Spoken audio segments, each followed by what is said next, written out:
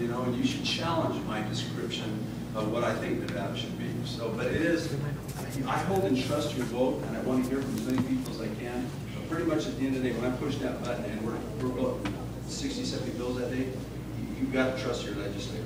And if that's not the guy you want, then you got to find somebody that you want to make sure they vote your way. Well, speaking of pushing that button, 3 years ago during the 2009 session, there was a bill that came up, SB 283, and it actually wasn't even marriage; it was a domestic partnership bill, and you know, it ended up passing the first time, and then Governor Gibbons vetoed it, and then it got, fortunately, it was overridden. But I guess the reason why a lot of our members, you know, had concerns about it is because you had voted against SB 283. Was there a specific reason why you were concerned about the domestic partnership legislation, especially since it wasn't even marriage, it was just ensuring that, you know, that LGBT couples and even straight couples, you know, just had certain rights and responsibilities in the state that's afforded to everyone else? Yeah. You know better my voting record than I do on these issues.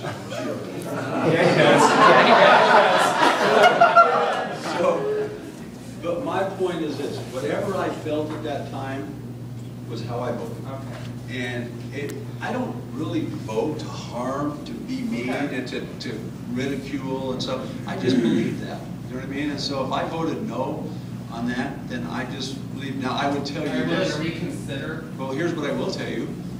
I never had anyone from your organization come lobby me on it. I think everybody figured he was going to be a no, so why even go talk to him? And so some of the responsibility is on you to put your face in front of my face. You know, a lot of times, you know, that's the difference, is education.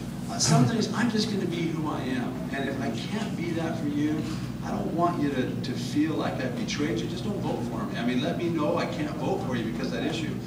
If it's that single issue is your issue, then stick with it. But if your issue is all of this, then I might be your guy. If it's just more than that issue, you have to look at the whole package, you know. And so, you know, that's how I do it, you know.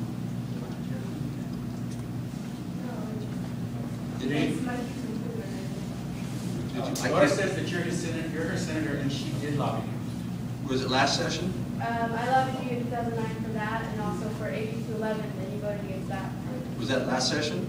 Yeah, 211 was last session. Well, I think last session is the first. Employment non-discrimination bill. But that was, he was talking about 4 years ago or something. And 4 years ago, I lobbied you too. Oh, well, You've been my sorry. senator since 2007. Okay. Maybe I'll have a few more people lobby me then. But I promise you this, I must have been polite to you and kind to you and told you what I thought. You know what I mean? I don't tell people, yeah, I'm thinking about it, I'm leaning that way, I'm going to do that. I'm pretty much cut and dry, and the reason I am is, you know, if you know I'm a no, it makes it easier for you to go find yeses. If you think I'm halfway on this and halfway off, I think that's being disingenuous to people, because you're counting noses up there. You've got to get 11, you know? So if I led you on to believe something that wasn't going to happen to you, I think that's the disingenuous part. I think if I say, I just can't go there. But what I don't do is, I don't run to the next senator and say, we got to vote against that bill. I don't think you've ever heard that John Lee has ever chased a bill to another senator. Everybody makes up their own minds there. I hate green, I hate red. I look up there just like you guys do, you know, see how it voted, you know. So I'm not an agitator, but I want you to know this here. I can promise you that if I'm out in that street out there, and I don't know you from anybody, but somebody tells, get him, he's gay, I'm not going to sit back and let somebody beat somebody up. You know what I mean? My natural tendency is I love all my brothers and sisters. You know what I mean? I basically, I want everybody to win. I want everybody to win the jackpot or the mega bucks or whatever. But I'm not going to let any violence or anything mean happen to you. I'll protect your rights all that I can. And if I see mean things happening, I'm not going to stand there for them. I don't think it's wise to be double-faced about that. I appreciate